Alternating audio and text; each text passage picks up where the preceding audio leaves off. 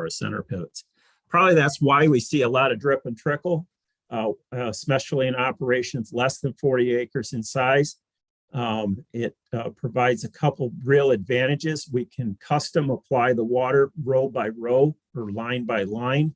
We can apply the water without wetting the foliage, which is a tremendous advantage in any type of plant material that gets foliar diseases. And most of our vegetables have one sort or another have diseases, foliar diseases that are linked to amount of wetted time on the leaves, how wet the leaves are for how long.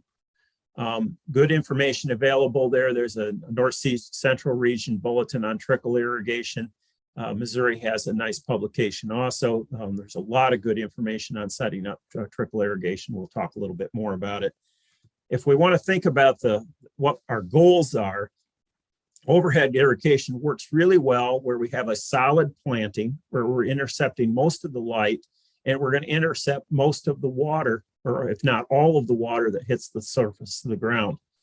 Where it doesn't work well is my example there of the 10-foot spacing on Christmas trees. That first year of my root mass is only 1 square foot. I'm only recovering about 90–95% of the water on that 10-foot spacing. And even at the 10-foot spacing at full-size Christmas trees, we're only at about 40 or 30 or 40% water recovery. The other issue that we talk about, the challenge with drip irrigation, is that you will only irrigate a portion. Here we've dyed the surface of the ground where the water's coming through and then irrigated the normal time. And this is the watering pattern that came from. So if we don't have water in that pattern, then you don't recover the nutrients beyond that portion also. So this is sort of the zone that we're in. So we have a little bit of a limitation. That means there's some greater challenges in making sure that we operate our system to get maximum efficiency.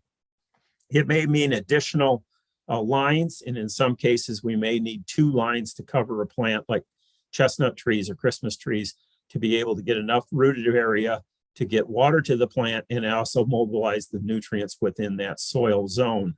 So depending on your plant material and its rooting capacity, that's an advantage.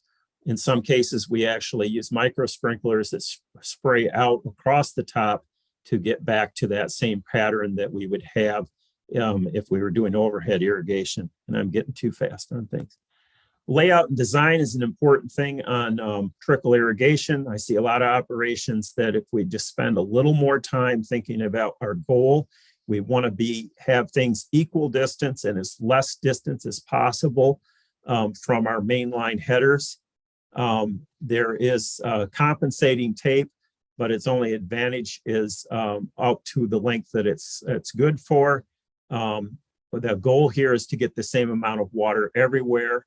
But if you notice here, the guy north of the road, he's got his main line going through the center of the field and splits it off. So at no chance there's at any place that there is a drip line that's greater than 600 feet. So he's using probably 5/8 inch line to be safe. But the guy at the bottom, his far end, he's actually got 1,200 foot rows, and he's going to have some decrease in application at the far end of that field. There's really great information out here. I'm not going to list everybody, but on the list out here is some that I see the most used from here in the Midwest operations. Some of these have planning sheets within their catalogs available online that help you look through those. Others, like Indiana Irrigation, you send them what you want to do and they'll help you design it over the phone. There's really good systems on their website for submitting a layout of a plan. But Trickle's, Nolts out of Pennsylvania, Michigan, Triple K Irrigation out of Morenci in Michigan, all of them do some excellent design work. Here's a materials list that comes through. Basically, this is what they're going to help you design. Here we've got a field that's 200 feet by 100 feet. They're going to put 48 inch spacing. So there's going to be 25 rows. And they laid out how much plastic you're going to need, how many emitters, emitter spacing, and the feed lines that feed those from the pump. But the basic designs are laid out in those materials.